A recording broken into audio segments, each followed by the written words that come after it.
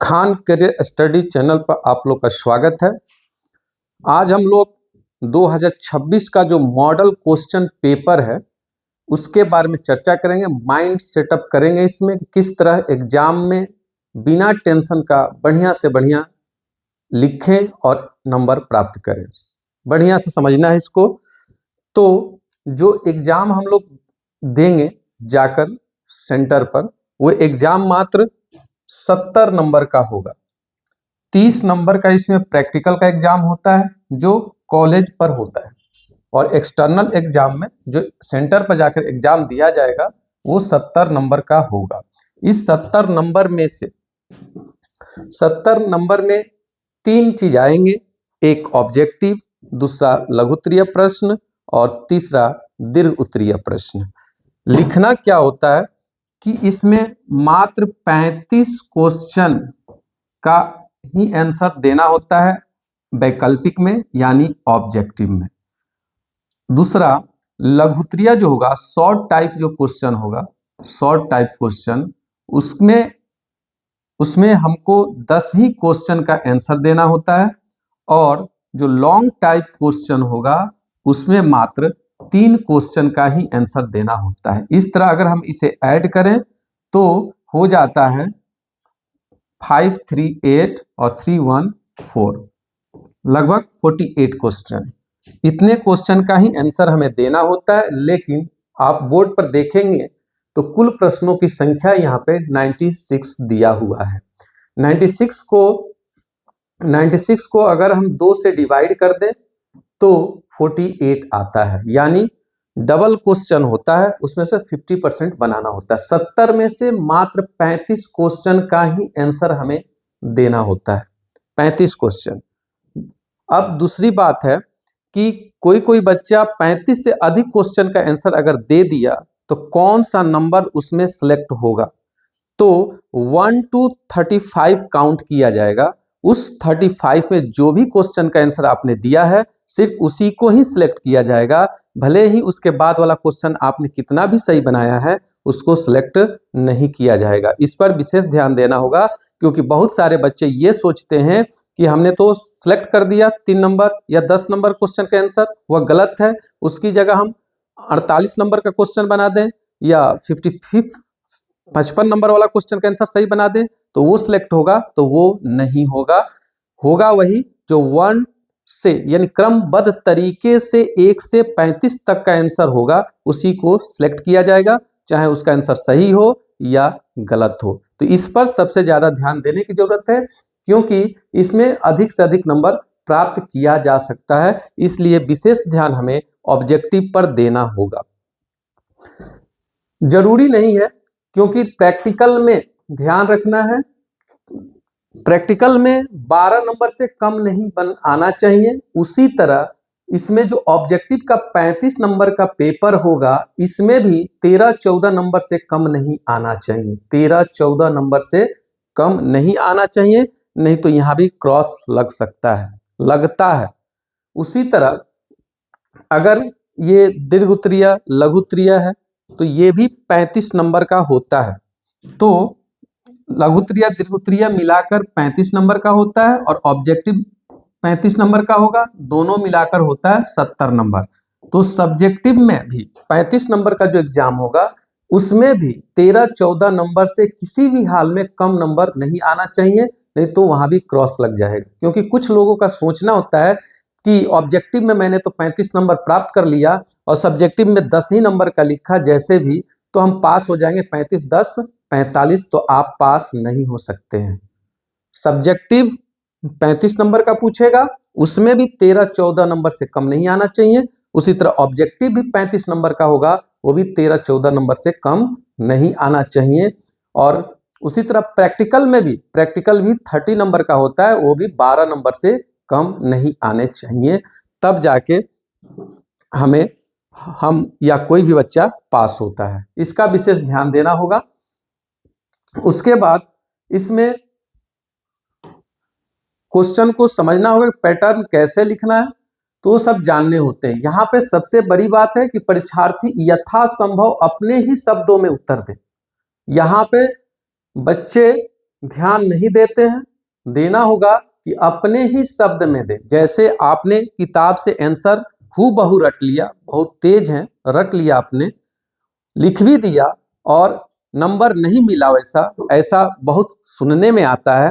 तो यहाँ पे ध्यान देना होगा कि जो आपने किताब से आंसर याद किया है या गेस पेपर से याद किया है और आपने हूबहू लिख दिया, तो उसका नंबर थोड़ा कम मिलता है, क्योंकि आपने रट्टा मार किया है और टीचर को ये पता रहता है कि कौन सा क्वेश्चन का आंसर रट कर लिखा गया है या समझ कर लिखा गया है। इसलिए अपने शब्दों में अगर आप उत्तर देते हैं तो वो टीचर के नजर में होता है कि बच्चा समझ कर लिखा है। दूसरी बात, आप उस किताब को एक बार पढ़ रहे हैं एग्जाम पास होने के लिए, वो टीचर जो चेक करता है वो 1000 बार उससे भी ज्यादा पढ़ा होता है, उसे पता रहता है जितने भी मार्केट में गेस पेपर इत्यादि बिकते हैं उसको जानकारी रहती है किस क्वेश्चन का आंसर किस तरह लिखा हुआ है। या ये समझ लीजिए कि आपका एग्जाम होने के बाद क्वेश्चन पेपर उस टीचर को ही पता रहता है जो आंसर चेक करेगा, वो पहले से ही हर तरह के गाइड वगैरह में देख चुका होता है। और अगर आप रट कर लिखते हैं तो समझ जाएगा कि यह विद्यार्थी रट्टा मार है, इसको थोड़ा कम नंबर दिया जाए, ऐसा कुछ। लेकिन अगर वह अपने शब्दों में लिखता है तो उसका एक भी नंबर नहीं कटता है, क्योंकि वह उससे साबित होता है कि वो समझदार है, समझा हुआ है, रट्टा नहीं है, रट्टा मार नहीं किया है। तो इस पर समझना होगा। उसी तरह यहाँ पे एक और बात लिखा हुआ है कि प्रश्नों को ध्यान पूर्वक पढ़ने के लिए 15 मिनट का अतिरिक्त समय दिया गया। 15 मिनट का अतिरिक्त समय होता है। जैसे एग्जाम जो होता है वो 3 आवर्स का होता है, 3 घंटे का होता है, लेकिन 15 मिनट अलग से दिया गया रहता है, तो पैटर्न हो जाता है 3 आवर 15 मिनट का हो जाता है। तो 15 मिनट इसमें जो मेंशन हुआ रहता है वो इसलिए दिया रहता है कि आप प्रश्न पत्र को पहले पढ़ लें और समझ लें। तो इसमें आप क्या करें, तो आप तुरंत सिलेक्ट कर लें, इसी 15 मिनट के अंदर ही आप सिलेक्ट कर लें कि किस किस प्रश्न का हमें उत्तर देना है। क्योंकि जो 70 ऑब्जेक्टिव क्वेश्चन पूछेगा उसमें से मात्र 35 बनाने होते हैं। बच्चे क्या करते हैं कि क्वेश्चन पेपर मिला तो पहले फटाफट क्वेश्चन का आंसर देना शुरू कर देते हैं। ये नहीं करना है, आपको पहले 35 क्वेश्चन को इंडिकेट कर लेना है कि किस किस का आंसर मुझे देना है, किस किस का। जैसे 70 है तो 70 में से 35 को सिलेक्ट करना है। उसी तरह लघुत्तरीय में भी 20 प्रश्न दिए जाएंगे, उस 20 प्रश्न में से पहले ही, पेपर लिखने से पहले ही 10 क्वेश्चन को सिलेक्ट कर लेना है। 10 प्रश्न हम सिलेक्ट कर लेंगे, किस किस प्रश्न का उत्तर हम देंगे और किस किस का उत्तर हमें अच्छे से याद है उसी का देंगे। ये भी ध्यान रखना है, जिसका मुझे अच्छे से याद है उसी का हम उत्तर देंगे, बाकी का उत्तर हम नहीं देंगे। उसी तरह दीर्घ उत्तरीय में 6 प्रश्न पूछे जाएंगे, जिसमें से मात्र 3 बनाने होते हैं, तो उस 3 को सिलेक्ट कर लेंगे और उसी को बनाएंगे। बात अब यहां आती है कि लघुत्तरीय प्रश्न का उत्तर कितना हम देंगे। तो अपने माइंड सेट अभी से कर लीजिए कि अगर लघुत्तरीय प्रश्न का उत्तर देना है, सॉलिड उत्तर देना है, और वह 50 से 100 शब्दों में देना है, 50 से 100 शब्दों में। अब वहां पर हम काउंट करने जाएं एग्जाम में तो समय लग जाएगा, काउंट नहीं करना है। 50 शब्द को इस तरह समझना है हाफ पेज, और 100 शब्द को ऐसे समझना है फुल पेज। यानी लघुत्तरीय प्रश्न, प्रत्येक लघुत्तरीय प्रश्न का उत्तर हाफ पेज से 1 पेज के अंदर होना चाहिए। उसी तरह अगर हम दीर्घ उत्तरीय की बात करें तो उसका उत्तर हमें 150 से 200 शब्दों में देना है। तो वहां पर हम काउंट नहीं कर सकते क्योंकि समय उसमें लॉस होगा।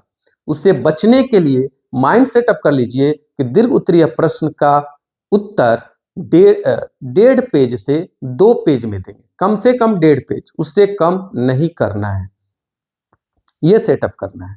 दूसरी बात है कि प्रत्येक प्रश्न का उत्तर 1 पेज या 2 पेज या 1.5 पेज कैसे याद रखें, कैसे बने, उतनी बातें हमारे दिमाग पे कहां से आए। तो उसमें माइंड सेटअप करना है कि प्रत्येक प्रश्न का डायग्राम होता है, चित्र होता है, उस चित्र को आप हाफ पेज में बनाएं, हाफ पेज से भी ज्यादा ना करें, नहीं तो टीचर के नजर में आप एडवांस में आ जाएंगे, ओवर एक्टिंग में आ जाएंगे, ओवर स्मार्ट में आ जाएंगे, तो नंबर काट सकता है। इसलिए उससे आप बचे।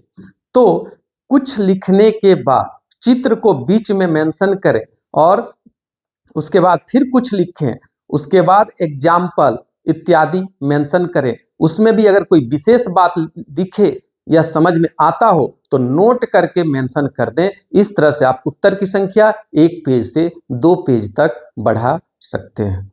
तो इस पर आप लोग को विशेष ध्यान देना होगा।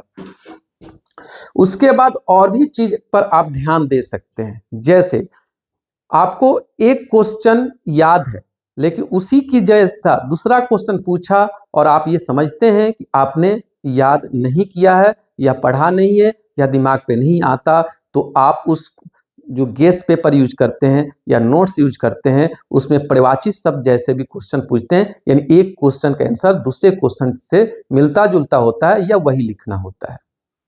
जैसे रिकॉम्बिनेंट डीएनए टेक्नोलॉजी के बारे में वही चीज मेंशन करना पड़ता है जो हम लोग जेनेटिक इंजीनियरिंग में हिंदी में बात करें तो जीन अभियांत्रिकी में जो हम लोग समझाते हैं या समझते हैं उसी से 90% मिलता जुलता लिखना होता है।